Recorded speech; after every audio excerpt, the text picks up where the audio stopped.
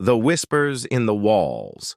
The house had been abandoned for decades, but everyone in the village knew better than to go near it. They said it was cursed, that the walls held secrets too dark for the living.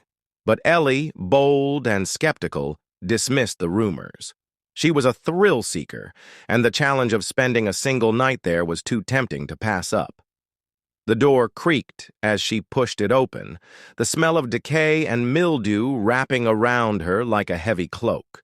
The air was thick, and the silence was deafening, until it wasn't.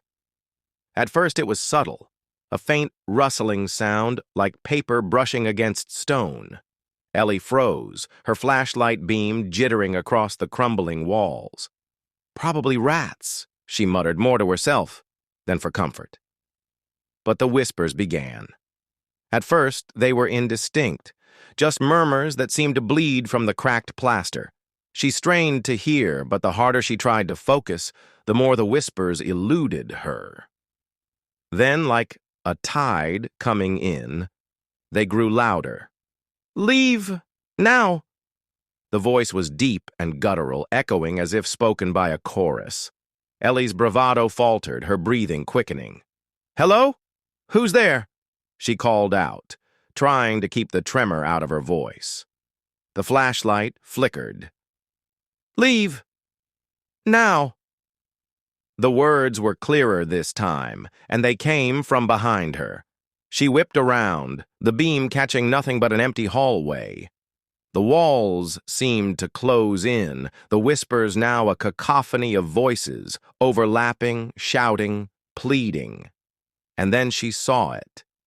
A face, pale and translucent, pressed against the wall as if trying to push through.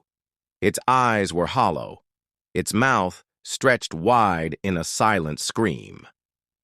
Ellie stumbled back, dropping the flashlight. Darkness swallowed her. The last thing she heard before she lost consciousness was the voice again, this time softer, almost amused. "You were warned." The next morning, the villagers found the house as it always was, silent and still. But Ellie was gone.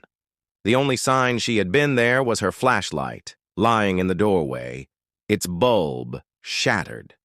And now, if you stand quietly outside the house at night, you can hear her voice joining the whispers in the wall.